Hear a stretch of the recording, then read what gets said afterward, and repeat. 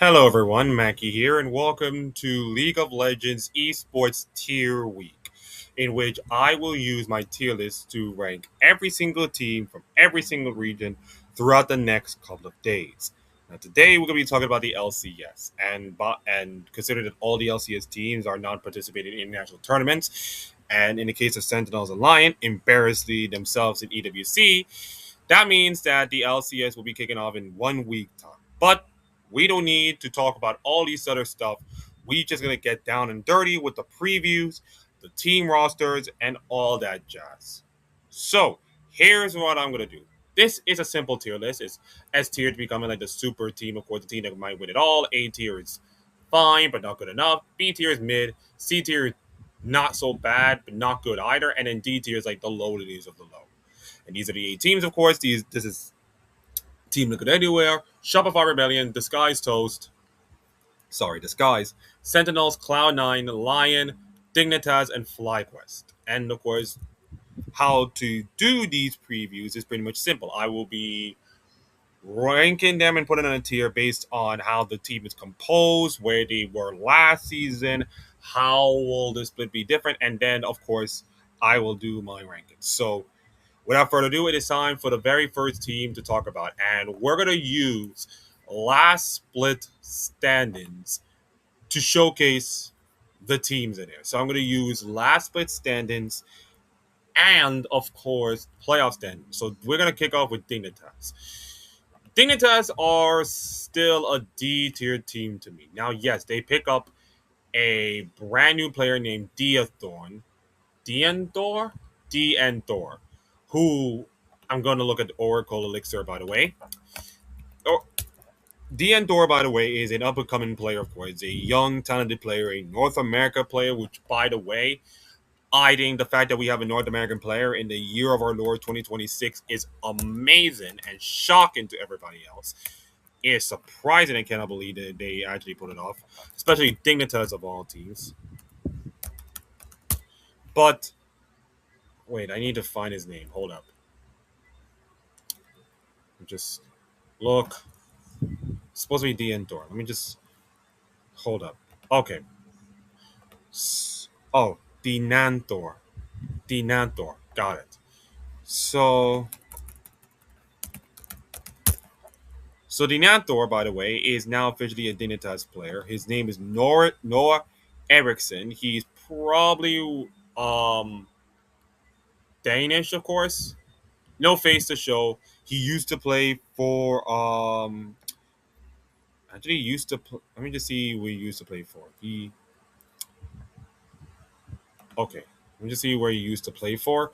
We don't know the age or anything like that. He used to play for Winthrop University. Okay, so he used to play for Winthrop University.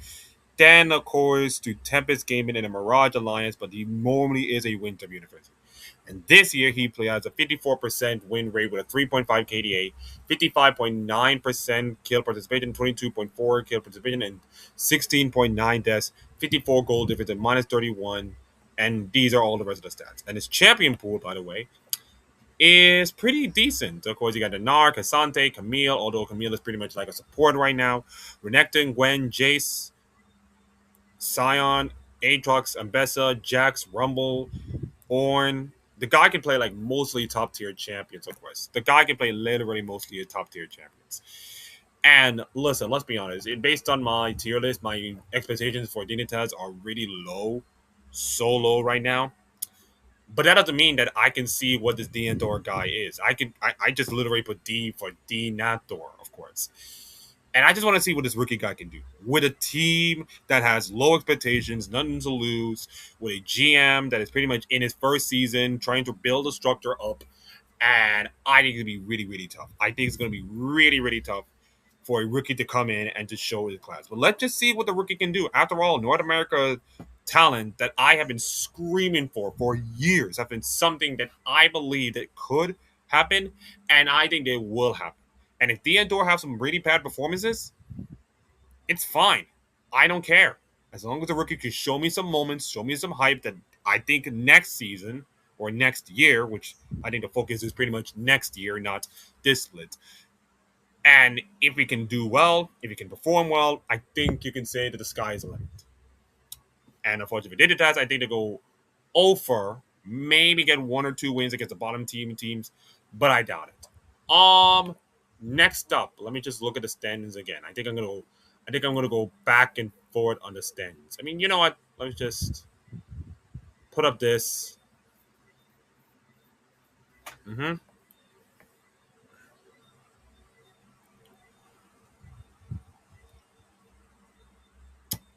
Okay, hold up. Yeah, sorry about that. While this is loading, by the way, wait, no internet. What? Okay. That was weird. Okay, let's just. Before I'm gonna go through all of this, if you like this video, please like, comment, subscribe. We're almost to 100 subscribers, so that we make sure this entire channel will be full of League of Legends content. It is not gambling, no prediction markets, no nothing. It is just clean League of Legends all year round. My content is not up to stuff with the David Shynox and everybody else in the world, but I think you can say that it's the content that you already need, shorts and all. So, this guy's toast is another D team, but I think I can elevate them to a C tier. Now, I will look at the roster because I think like the roster is going to be the same throughout that.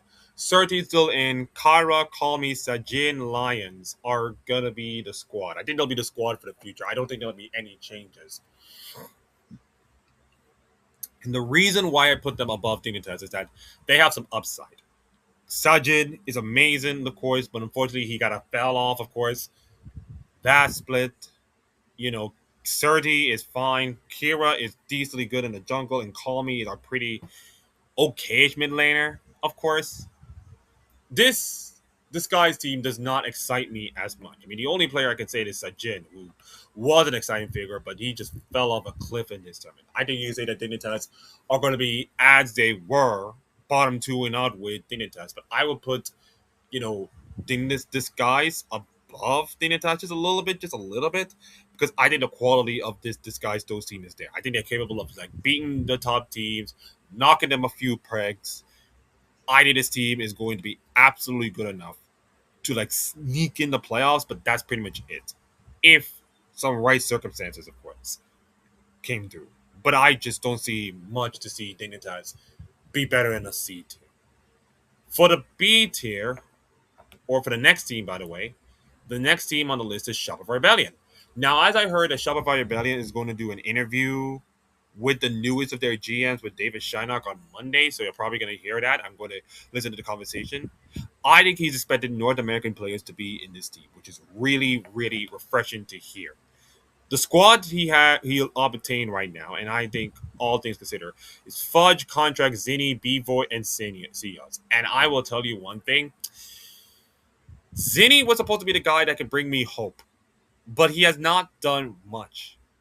And I think the reason is not Zinni's fault. It's pretty much the atmosphere that he is in right now. He's a young budding rookie, an import, mind you, playing in a team that has like maybe not as high expectations, but pretty much not as good enough, of course. Fudge has been on a decline, of course. Contracts, he has been middling, of course. Bvoy, middling, Seos, middling. This is probably a middling team, to be honest. This is a good team, but I don't think it's not even a bad team, to be honest.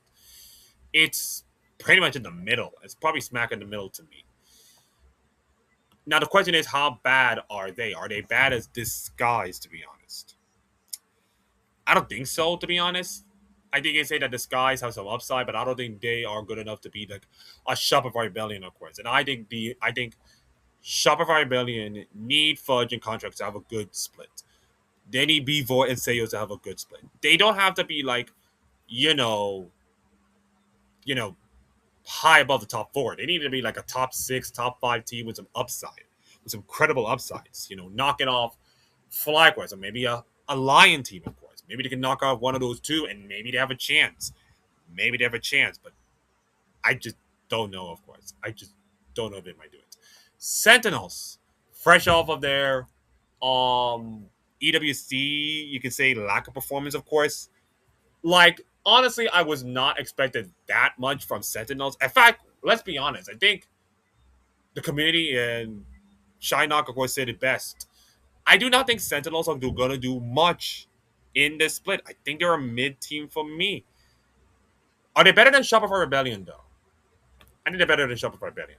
Because if you look at the squad, by the way, if you look at the squad, and yes, I'm using last split to trying to see how this squad will do. I mean, Impact has been up and down. Hambach, of course, and Dark Winds, and Royale, and Hui. Hui is also a decent, good support, of course. I think he's a really good support. He's a really good support. And I believe that his Sentinel teams are going to have major upside to this team. However, I think they have shown in EWC and in the America's Cup today are so flawed. And I think this team is going to be good enough to like challenge in the top four, but not good enough to like win it the whole thing.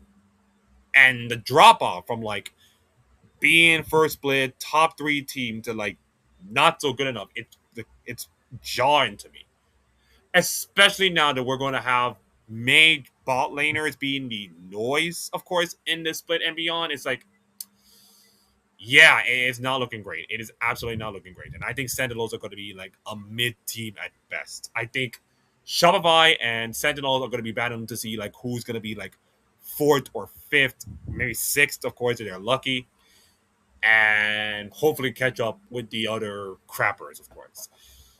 That leaves us with the top four teams. We leave with the top four teams: Team Liquid, Cloud9, Lion, and FlyQuest. Okay, let me just see again. I had them in my order. Okay, I got Shopify and Sentinels eliminated. Good. Now the next team on the list from the playoffs are FlyQuest. And I believe that this FlyQuest team is the most upset among all the squads. I mean, you can look at the team, and I said, despite all the hoopla with the whole streaming thing and the whole video thing, I love this team.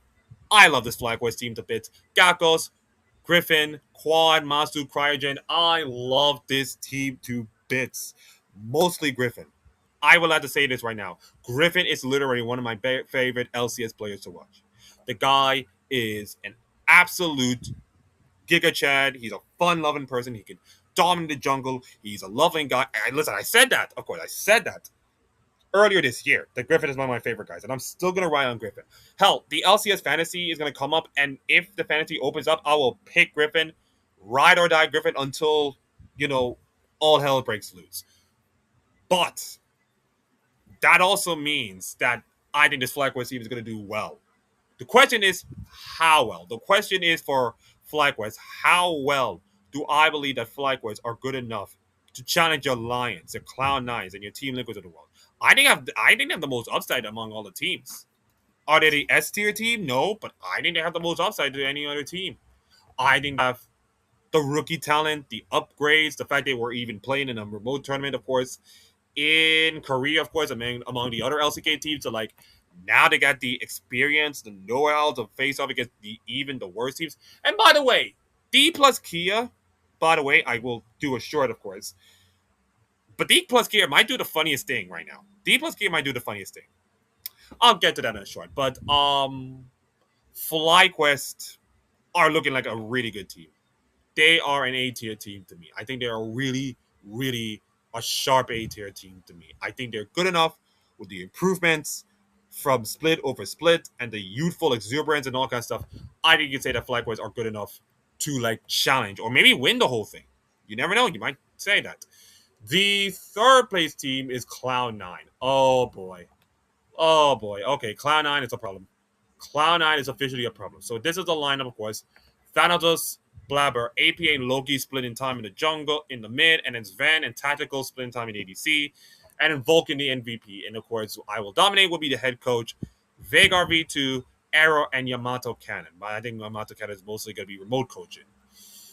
So this entire team that has been failing most of the times trying to get to internationals are relying on I Will Dominate, who, by the way, a really chill guy, by the way, really good guy, good streamer, of course. And now he's going to take care of a roster that has been all over the place and is a mess. And oh, by the way, there is a possibility that, FlyQuest are improving, Team Liquid are improving, and maybe I'm not sure you can catch a Lion in a state. But if you're not even good enough to like catch up to like the other two teams below you, it's going to be a real problem. I think this is going to be a lot of problems for Cloud9 to sort this out. And the mental side, of course, knowing that you're missing internationals time and time and time again. I don't know when the last time Cloud9 was ever in a major international matchup. I I think it was 2023 Worlds, I believe. But I just don't remember Cloud9 not being in international so many times. It's jarring to see. And now with the shakeup, of course, with I will dominate being coaching, how will this Cloud9 team challenges against the best of the rest, you can say.